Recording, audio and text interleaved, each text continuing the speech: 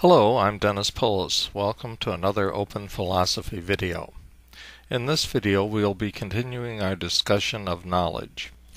In previous videos in this series, I showed that knowledge is not justified true belief, because it's not belief at all. Knowledge is awareness of reality.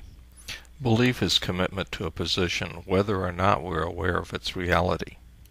Knowledge is an act of intellect. Belief is an act of will. Then we went on to discuss knowledge as a human experience, as a relationship between subjects and objects, as a sign, as causally engendered, as informative. Now we come to knowledge as truth. I've already discussed truth in earlier videos, in numbers 2, 3, and 4, and in my responses R5 and R6.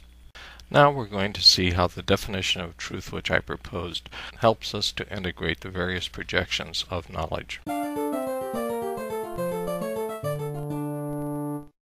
The definition of truth which I defend is that which Thomas Aquinas attributes to Isaac ben Solomon Israel, namely veritas est adequatio rei et intellectus. Truth is the approach to a quality of reality and intellect. Notice that this is not a strict correspondence theory. It doesn't say that there's a one-to-one correspondence between what is in our intellect and what exists in reality. There is no thing which corresponds to universal ideas. There is no thing which corresponds to negations. Rather, adequatio means approach to a quality. What is in our mind is adequate to reality, but it is not reality, and it does not correspond one-to-one to reality. Earlier, when I defined truth, I said that truth is an analogous concept, but I didn't expand on that. To be analogous is to be partly the same and partly different. Truth is an analogous concept because the various kinds of truth exist, and they are partly the same and partly different. Their similarity is that they are all adequate to reality. Their difference is that adequacy depends on the context. Metaphysical adequacy is very strict. Adequacy for engineering purposes is much less strict. Newton's laws are adequate for engineering purposes, but we know that they are wrong in detail compared to quantum physics or relativity. Yet Newton's laws are not a lie. They are true, but they're true in a limited sense. They're true because they're adequate to our needs. A proposition is true to the extent that it is adequate to the needs that we have in using it.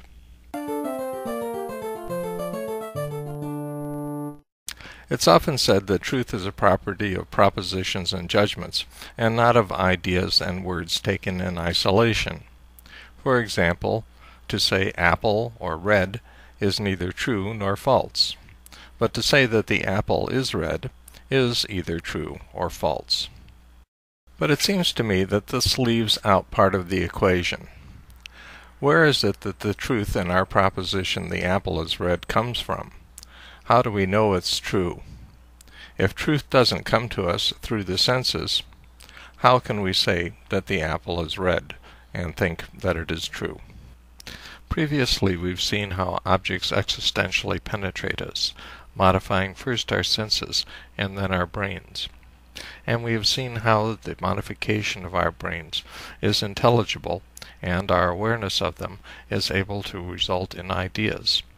When the same representation gives rise to two different ideas, as for example, when it gives rise to the idea of apple and the idea of red, then we are justified in saying the apple is red. The is in the apple is red expresses an identity. It says that it is the very same identical representation which gives rise to both ideas, both to the idea of apple and to the idea of red. If we didn't have this identity, the identity expressed by is, we would be unjustified in saying the apple is red. For example, if one representation gave rise to the idea apple and another gave rise to red, The proposition "the apple is red" would be unjustified and most likely false. So what is going on here is that we take one object and carve out two notes of intelligibility. Essentially, we divide it intellectually. We divide it into the intelligibility of apple and the intelligibility of red.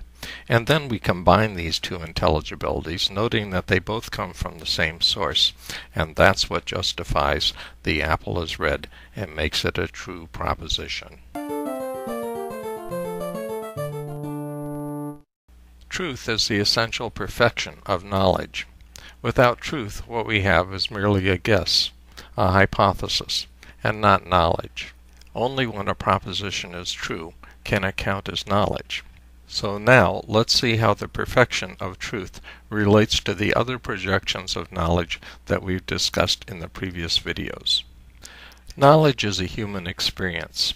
Our knowledge is not divine knowledge, it is not exhaustive, it is not omniscient, and our definition of truth allows for this. It allows for incomplete knowledge to be real knowledge, to be true knowledge. It allows for this by requiring that what we know be adequate to the needs that we have in applying it.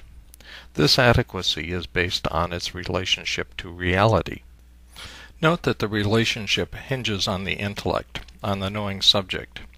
Contrary to the trend in analytic philosophy, there is no direct relationship of truth between a proposition and reality. Rather, propositions are true if they adequately reflect what is in the mind, and the mind adequately reflects what is in reality. Thus, the truth of propositions is an indirect truth hinging on their relationship to the intellect. Note also that the truth relationship is symmetrical. Approach to equality is a symmetrical relationship. What is in the intellect can either be the reflection of known reality, or it can be the prototype for created reality. Thus an image can be a true reflection of what is in the artist's mind. But whatever direction the relationship flows in, there can be no truth without a subject, either a knowing subject or a creating subject.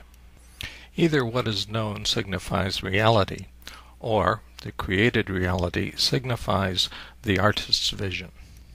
The choice of adequacy rather than correspondence in our definition of truth reflects the limitations of signs. Signs point to, but do not exhaust the reality. While our concepts and judgments may be adequate to their purpose, they, as signs, point us back to reality. They indicate a reality that always bears further investigation, a reality that's always able to surprise us. They are adequate, but they're not exhaustive. They are signs, but they're not the reality. Still, our ideas and judgments are projections of reality, and projections in two senses. First, they are a diminished mapping, but secondly, they are projections of power. The object penetrates us existentially in order to form our ideas. And this partial penetration is the dynamic basis of the adequacy of our concepts to reality. Causes are necessarily adequate to produce the effects that they do produce. If a sensation produces an idea, if it evokes an idea in us, then necessarily it is adequate to evoke that idea.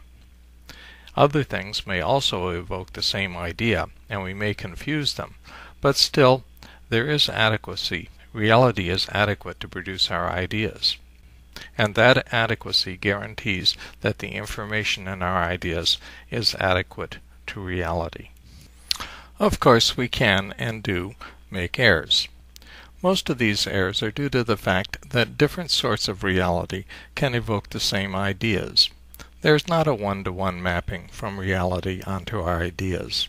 An artificial apple and a real apple can both evoke the idea apple, and we may in error reach out to take a bite out of a decorative apple. Other errors are more complicated, but all are due to a misinterpretation of the data. Our sensations don't deceive us. They are what they are.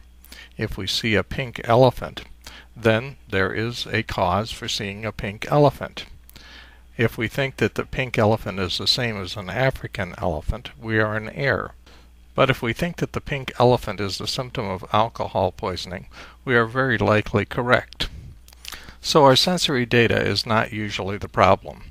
The usual problem is in misinterpreting the data that we have and overextending its meaning, confusing one kind of thing which can evoke an idea with another kind of thing that can evoke the same idea.